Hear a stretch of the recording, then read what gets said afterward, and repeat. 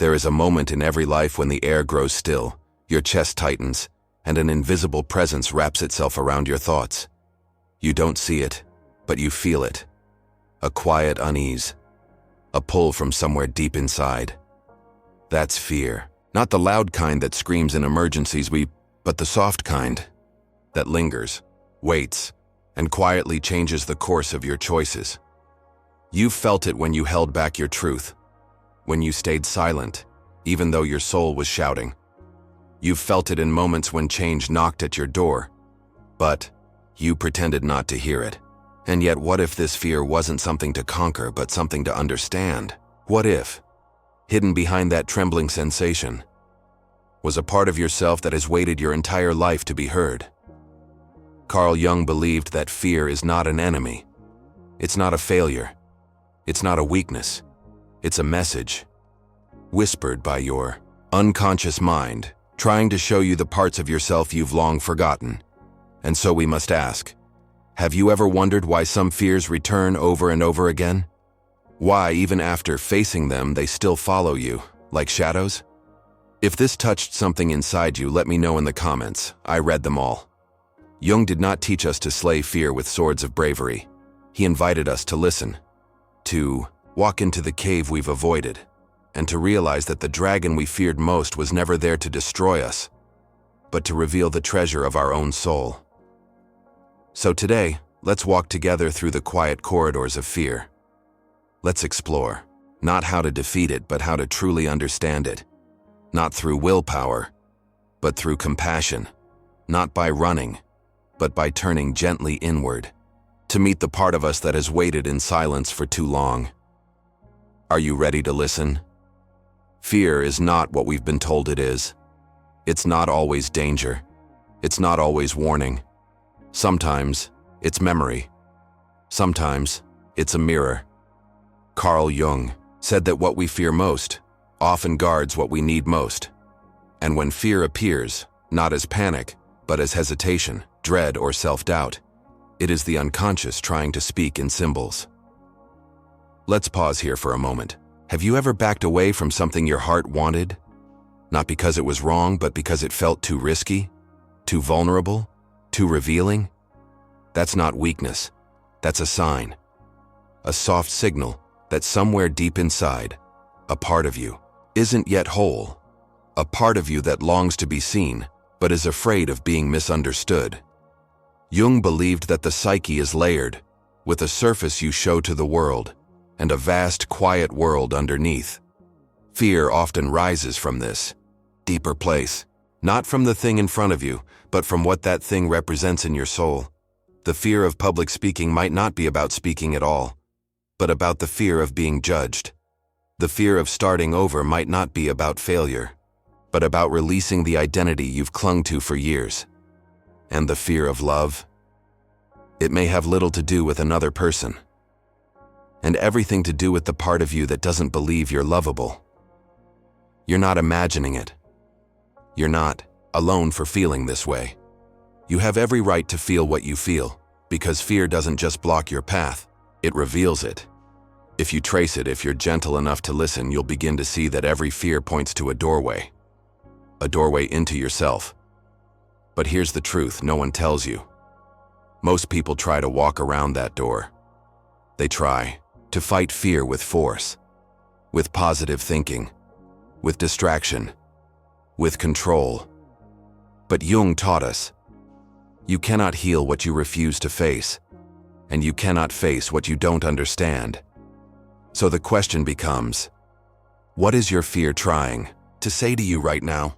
Not just in words, but in the patterns of your life, in your avoidance, in your overworking, in your silence. Your fear has been trying to start a conversation with you for years, and it waits patiently until you're finally ready to listen. In Jung's world, fear is never just about the surface. It's a symbol, a language of the unconscious, spoken through emotion, hesitation, and instinct. And perhaps the most powerful place fear lives is in the shadow. The shadow is not evil. It's not darkness in the way we've been taught to fear it. The shadow is simply everything about you that you've hidden. Everything you were told was too much or not enough. Everything you were punished for expressing or praised for suppressing. And so, you buried it, piece by piece, memory by memory, until it became invisible, even to you. But it didn't go away. It became fear. Fear of vulnerability. Fear of failure. Fear of being truly seen. These aren't just random emotions. They're the shadow calling. Your name, can you feel it? That moment when you want to speak up, but stay silent? That sudden panic when someone gets too close to your heart? That resistance you feel when change begins to knock? These aren't signs of weakness. They are signs that your shadow is nearby, asking not to be defeated, but to be acknowledged. Because, here's something few ever understand. The shadow isn't your enemy. It's your twin, your wounded mirror. It carries the parts of you that didn't get the chance to grow in the light. And every time fear rises, it's often the shadow's way of saying, please, don't leave me behind again. Let's pause. Is there something you've avoided for years, even though it calls to you in quiet moments? If your heart whispered something just now, write it in the comments. You never know who else might need to hear it too. Jung believed that fear is sacred, not because it feels good, but because it's honest. It tells the truth others won't. It reflects the emotions we've numbed. It points to the places within us that still ache for integration. And once you start listening to fear, not as a threat, but as a teacher, something begins to shift. You no longer fight it. You follow it, and it leads you not into darkness, but through it. Because the cave you fear to enter, the one Jung often spoke of, holds not your destruction, but your transformation. Let me tell you about Mariana. She was everything the world admired. Professional, articulate, successful. Her life looked perfect on the outside, but on the inside, every opportunity that asked her to shine felt like a trap. Each time she was invited to speak, lead, or be seen, a familiar fear returned. It whispered, "What if they see you fail?" And so she smiled, declined, played it safe. It wasn't until she began shadow work in a Jungian therapy session that the real story started to unfold. You see, as a child, Mariana was taught that failure was shameful, that making mistakes made you less lovable. So she buried her imperfections, hid her insecurities, and built a life around the illusion of never messing up. But fear doesn't disappear when you hide. It waits until you're ready. In therapy, she began to realize her fear wasn't of public speaking. It was of being seen, of being imperfect, of being real. And once she sat with that fear, really sat with it, something beautiful happened. She cried, not because she was afraid, but because she finally understood. She had abandoned her own humanity in the pursuit of being accepted, and that fear had simply wanted her to come back home. Now she speaks, still afraid sometimes, but from a place of truth, not performance. Fear, for her, became a doorway. Now meet Raphael, an artist with breathtaking talent, but for years, he created nothing. He blamed burnout, blamed distraction, but deep down, he knew he was afraid of what others might say, afraid of falling short, afraid of being judged. But it wasn't until he explored his inner world through Jung's lens that the true fear emerged, his inner critic, a voice from childhood that had never stopped whispering, "You'll never be good enough." He wasn't afraid of his audience. He was afraid of himself. When Raphael finally faced that voice, instead of fighting it, he listened. He wrote it letters. He drew it pictures. He welcomed it to speak. And in doing so, he made peace with the part of himself he had exiled. Then, the art returned, not for applause, but for healing. For him, creating became sacred again, not an act of performance, but of wholeness. Both Mariana and Raphael learned this truth. Fear is not the end of the path, it's the beginning. And in their stories, we're reminded that every fear we carry holds a seed of truth we have yet to plant. There is a kind of fear that doesn't scream, it whispers. Right when someone gets too close, You feel the pull toward connection, but something inside pulls away. You crave love, but flinch at intimacy. You long to be understood, but hide your real feelings. Why does this happen? Carl Jung would say, you're not just afraid of others. You're afraid of what connection mirrors back to you, because relationships, especially the deep ones, awaken the shadow. They reveal the places we still feel unworthy. They reflect the wounds we thought we buried, and often, they trigger the oldest fear of all, the fear of being left, abandoned, alone. This fear doesn't come out of nowhere. It's shaped by early experiences, perhaps a parent who was emotionally distant, or love that came with conditions. And in Jung's teachings, this isn't just psychology, it's mythology. It's the archetype of the wounded child and the wounded lover, figures we all carry within us. When these archetypes are activated, we begin to see through a lens of fear. We expect to be hurt, so we push others away first. We expect to be forgotten, so we hold on too tightly. We expect to be judged, so we wear masks to feel safe. But behind all of this is a single longing: to be loved without fear. Have you ever loved someone, but found yourself sabotaging the very closeness you craved? You're not broken for doing that. You're human, and you're protecting something inside that was once too tender to be touched. Jung believed that by becoming aware of these inner figures, these wounded archetypes, we could begin to relate to fear in a new way.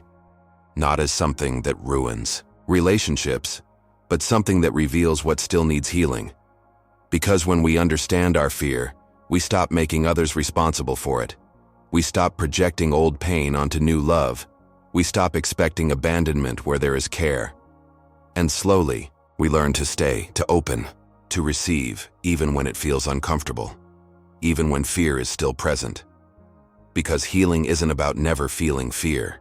It's about recognizing when fear is speaking and gently saying, I hear you, but I choose love anyway.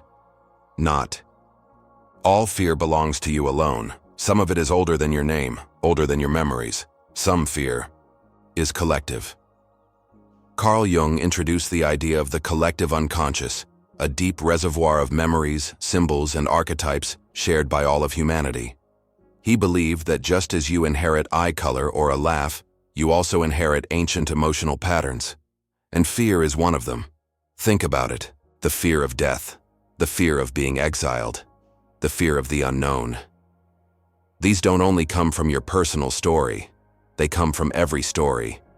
They are echoes passed down through myth, culture, and blood. This is why so many of us feel the same terrors. Even when our lives look completely different, when the world faces crisis, a war, a pandemic, a collective loss, a strange familiarity sets in, that trembling in the air, the survival instincts, the sudden desire to hoard, to isolate, to protect. This isn't just reaction, it's archetypal memory. It is the collective shadow. The parts of our species we've tried to forget, rising up to be seen again, and yet, Jung believed that even in these moments of mass fear, there is possibility for collective awakening. Because when fear rises on a global level, it strips away illusions. It reveals our shared fragility, our shared longing, our shared soul. These moments, though painful, become thresholds, gateways into deeper truth. They remind us that we're not just isolated individuals, we are mirrors of each other. And sometimes, it takes the rising of collective fear to wake us from spiritual sleep. Ask yourself, what fears have you carried that don't quite feel like they're yours? What pain feels generational, as if passed down, not chosen? You're not imagining it. Jung would say, you are remembering something ancient, something the soul has known for lifetimes. And in honoring it, you begin to heal more than yourself. You begin to heal the line, the collective, the human story. So where do you begin? How do you move from simply feeling fear to understanding it, transforming it, and even allowing it to guide you? Jung never gave quick fixes. He gave tools for inner journeys. He believed that transformation starts with a quiet commitment, to see yourself fully, not just the parts that shine, but the parts you've hidden. Here are gentle ways to begin that journey. Name the fear. The first step is always awareness. When fear arises, don't rush to silence it. Ask softly, what am I really afraid of right now? And then listen, not just to the loud answer, but to the one that comes after the pause. Sometimes the first layer is surface. I'm afraid of failing. But underneath may be a deeper truth. I'm afraid of disappointing those I love. I'm afraid I don't matter. The moment you name the truth, you loosen its grip. Write to your fear, not about it, to it. Jung encouraged dialogue with the unconscious. Try writing a letter that begins with, "Dear Fear." Let it speak back. You might be surprised what it says. This practice creates space. It makes fear less of a monster and more of a misunderstood part of you that's just trying to protect something tender.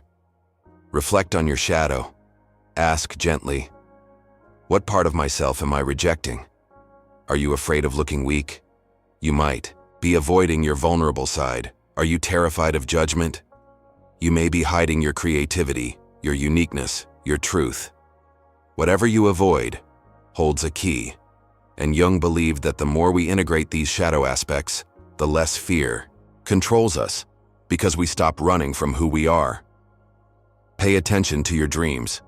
Jung said that dreams are messages from the unconscious, and fear often appears there, disguised in images, symbols, characters. If you dream of being chased, ask what you're avoiding. If you dream of falling, ask what part of life feels unstable. The symbols matter, and they're unique to you. Your dream world is a map, one drawn by your soul. Take one small step toward what scares you, not to conquer the fear, but to meet it. Even a small step, a conversation you've avoided, a truth you've held back, a risk you've postponed, can begin the process of transformation. Because fear loses power when we stop obeying it blindly. Walk slowly. Breathe. Be kind with yourself. You don't have to leap into the fire. Just take one step closer to the flame and whisper, I'm listening now. So often we think of fear as a wall, something to climb over, break through, or run from. But Jung gently handed us a different image. Not a wall, but a doorway, a sacred threshold between who you are and who you're meant to become. He taught that what you resist persists, but what you turn toward, with presence, compassion, and curiosity, begins to transform. Because fear is not here to punish you. It's not here to shame you. It's here to awaken you. Every tremble in your chest, every hesitation, every dream that lingers with unease, is not just a signal of danger. It's a symbol, an invitation. It says, there is something here inside you that is ready to be seen. You may not feel brave, but you are ready, not to destroy the fear, but to walk with it, to hold its hand, ask it questions, and learn its language. And in doing so, you will find that fear was never blocking your path. It was the path. The trembling moments you feared most may one day become the very ones that shape you, that soften you, that strengthen you from within. So when fear rises again, as it always will, pause. Don't rush to banish it. Instead, ask softly, what are you trying to show me? What part of me needs my attention? What truth have I not yet made room for? And then listen, because the answer is where healing begins. If this journey spoke to something within you, like this video, share it with someone your heart thought of today. Your words might be the light someone else needs, so feel free to leave a comment below, even just a single word. And if you want to explore more reflections like this, gentle conversations that honor your inner world, you're always welcome here. Subscribe to the channel and keep walking with us through the landscapes of the soul. Until then, stay curious, stay courageous, and remember, fear is not your enemy. It is the guardian of your deepest becoming. Carl Jung.